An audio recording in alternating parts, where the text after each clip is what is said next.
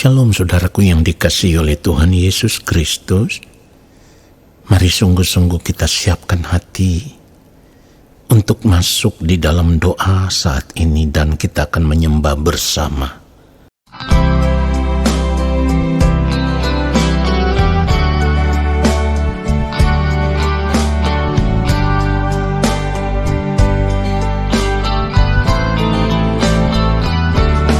Dengan apakah seorang muda mempertahankan kelakuannya bersih dengan menjaganya sesuai dengan firman-Mu?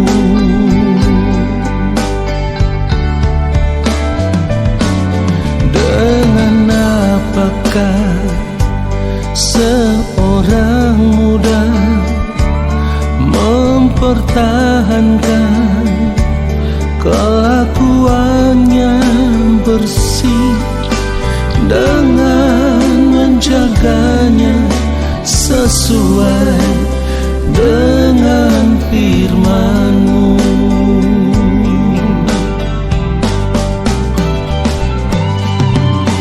Dalam hatiku aku menyimpan janji-Mu,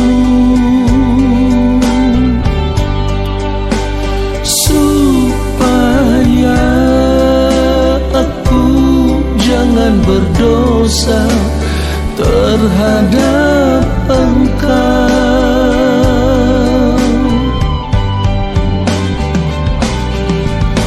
Dalam hatiku aku menyimpan janji-Mu, supaya aku jangan berdosa terhadap Engkau.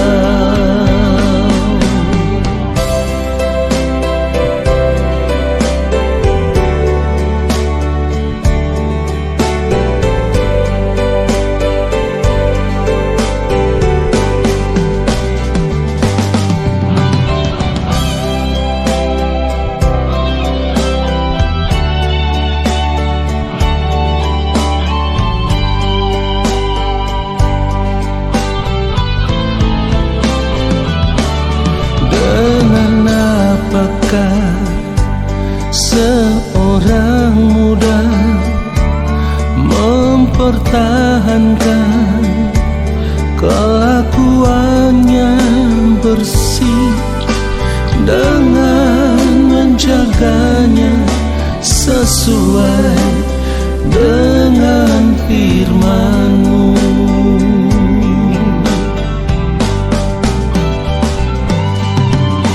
Dalam hatiku aku menyimpan janji-Mu, supaya aku jangan berdosa terhadap Engkau.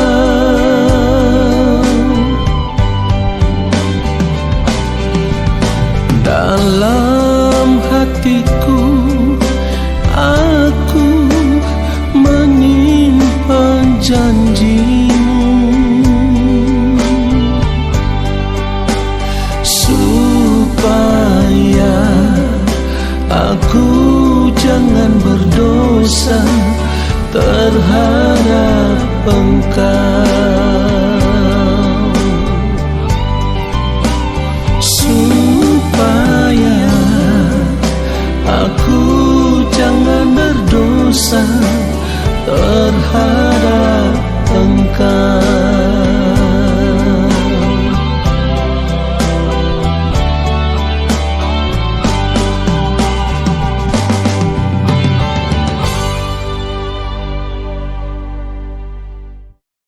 Mari kita berdoa. Yang mulia Allah Bapa kami yang ada di dalam kerajaan sorga, Saat ini kami mau duduk diam di dalam hadirat-Mu. Kami mau menyediakan waktu untuk duduk di kaki Tuhan.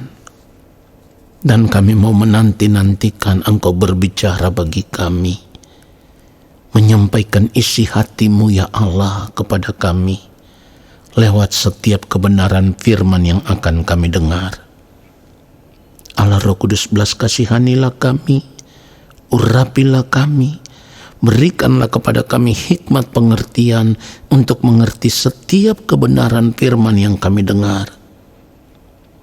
Lalu kami mau berjuang untuk hidup seturut dengan firman-Mu. Hidup melakukan kehendak-Mu sampai di ujung nafas hidup kami yang terakhir. Di dalam nama Tuhan Yesus Kristus, kami siapkan hati untuk firman Tuhan saat ini. Amin. Saudaraku yang dikasihi oleh Tuhan Yesus Kristus, kita akan baca kebenaran firman Tuhan. Ibrani pasal yang ke-10, kita baca ayat 26 dan ayat 27. Sebab jika kita sengaja berbuat dosa, sesudah memperoleh pengetahuan tentang kebenaran, maka tidak ada lagi korban untuk menghapus dosa itu. Ayat 27, tetapi yang ada ialah kematian yang mengerikan akan penghakiman dan api yang dahsyat yang akan menghanguskan semua orang durhaka. Saudara yang dikasihi oleh Tuhan Yesus Kristus, dari kebenaran firman Tuhan yang kita baca ini, hal pertama yang harus kita sadari adalah tidak semua orang akan diterima di dalam kerajaan surga. Saya ulang sekali lagi, tidak semua orang akan diterima di dalam kerajaan surga. Saudara suka atau tidak suka, ini kebenaran. Karena dari kebenaran firman Tuhan ini, kita pada akhirnya bisa mengerti mengapa firman Tuhan katakan upah dosa ialah maut. Mungkin sebagian di antara kita akan berkata, benar Pak, tapi kan kita sudah menerima kasih karunia Allah. Dan kasih karunia itulah yang membuat kita bisa beroleh hidup yang kekal. 1000% benar. Kasih karunia Allah itulah yang memberikan kepada kita kehidupan yang kekal di dalam Tuhan kita, Yesus Kristus. Di dalam Roma 6 ayat 23 firman Tuhan katakan itu. Sebab upah dosa ialah maut, tetapi karunia Allah ialah hidup yang kekal dalam Kristus Yesus, Tuhan kita. Jadi kalau sekarang kita tahu kita sudah menerima karunia Allah, di mana lewat korban penebusan yang mulia Tuhan Yesus Kristus rela menyerahkan dirinya, mati di atas kayu salib demi menebus kita dari segala pelanggaran salah dan dosa, supaya di dalam Kristus kita boleh dibenarkan, dipandang benar di hadapan Allah Bapa di sorga. Dan lebih daripada itu, di dalam Kristus kita dikembalikan kepada Allah. Supaya nanti ketika masa hidup kita di dunia ini berakhir, kita boleh kembali bersama-sama dengan Allah Bapa, tinggal di dalam rumahnya di kerajaan sorga. Nah tetapi semua ini bukan tanpa konsekuensi. Ada konsekuensinya ketika kita hidup sebagai orang percaya, orang-orang yang ditebus di dalam Kristus. Konsekuensinya adalah ketika kita mengerti kita sudah ditebus di dalam Kristus, kita harus hidup benar di hadapan Tuhan. Kita sudah tidak boleh lagi berbuat dosa. Firman Tuhan katakan tadi, jika kita sengaja berbuat dosa, sesudah memperoleh pengetahuan tentang kebenaran, maka tidak ada lagi korban untuk menghapus dosa itu. Saudara perhatikan itu. Jadi kalau kita tahu kita sudah ditebus di dalam Kristus, artinya segala pelanggaran salah dan dosa kita sudah diampuni. Maka konsekuensinya adalah kita sudah tidak boleh berbuat dosa lagi. Ya, sudah tidak boleh lagi berbuat dosa. Ini artinya kita harus menjaga segenap hidup kita, ya. Di dalam setiap detik waktu hidup yang Tuhan berikan kepada kita, kita harus terus memeriksa kehidupan kita. Saya sering memakai istilah, kita harus menggelar perkara hidup kita setiap saat. Lalu kita lihat, jangan-jangan dari cara hidup kita di sepanjang hari hidup kita, baik di dalam sikap, gerak, pikiran, tindakan, perkataan, perbuatan, tingkah laku kita, masih tidak sesuai dengan pikiran dan perasaan Allah Bapa di sorga. Yang artinya, hal yang tidak berkenan, hal yang tidak sesuai dengan pikiran perasaan Allah Bapa di sorga, itu adalah dosa. Jadi kita tidak boleh membatasi pengertian kita tentang dosa, di mana yang kita anggap perbuatan-perbuatan yang dipandang sebagai perbuatan yang berdosa itu hanyalah mencuri, merampok, membunuh, berdusta, berzina. Saudaraku, ini kan persoalan pelanggaran moral umum yang kita sudah tahu bahwa itu dosa. Tetapi bagi orang percaya, kita harus mengerti, ketika kita berada di dalam Kristus, kita dituntut untuk hidup sepikiran, seperasaan dengan Kristus. Kita dituntut untuk hidup mengenakan pikiran dan perasaan Kristus. Ini artinya apapun yang kita lakukan, apapun yang kita pikirkan, segala sesuatu yang kita perbuat tidak sesuai dengan pikiran dan perasaan Allah, ini semua adalah pelanggaran di hadapan Allah, dosa di hadapan Allah. Saudaraku, harus sedalam ini. Pengertian kita akan dosa itu harus sedalam ini, supaya ketika kita mengerti kebenaran ini, kita memeriksa hidup kita dengan teliti. Diperiksa mulai dari ucapan kita, sikap kita, tindakan kita, tingkah laku kita, gerak pikiran kita, perbuatan-perbuatan kita. Semua itu harus berkenan di hadapan Allah Bapa di sorga. Dengan kata lain, setiap detik waktu hidup kita harus ditemukan tetap ada dalam kesucian kekudusan Allah. Dan ini yang Tuhan kehendaki. Sebab firman Tuhan katakan, kuduslah kamu sebab aku kudus.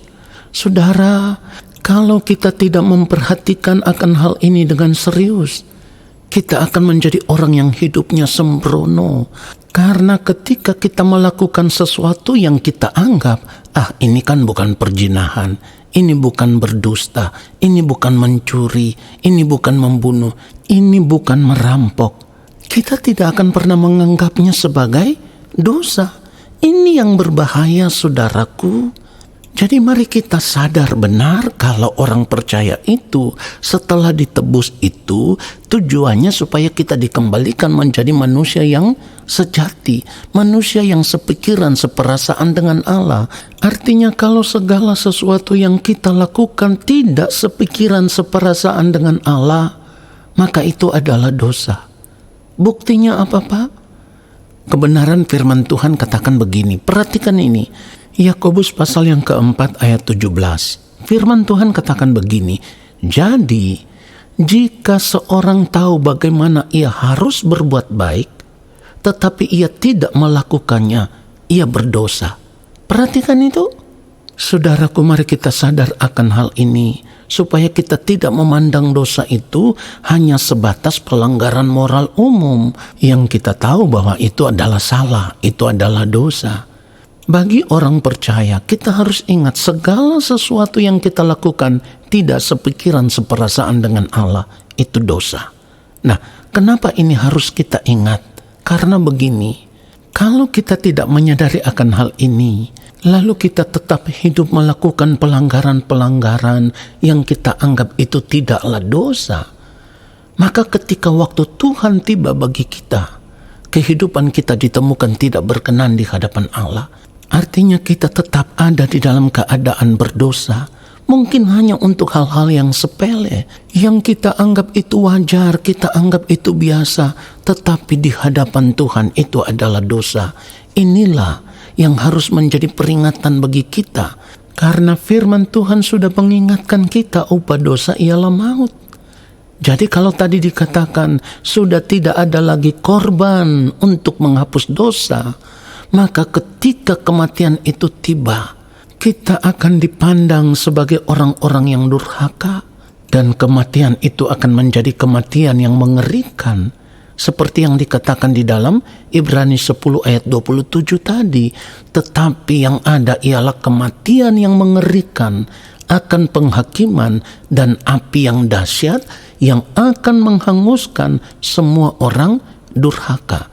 Jadi kalau hidup kita tidak sepikiran seperasaan dengan Allah, dapat dipastikan kehidupan kita masih tetap ada dalam dosa. Dan ini yang mengerikan, kalau sampai kematian itu tiba, kita tidak pernah menyadari akan hal ini.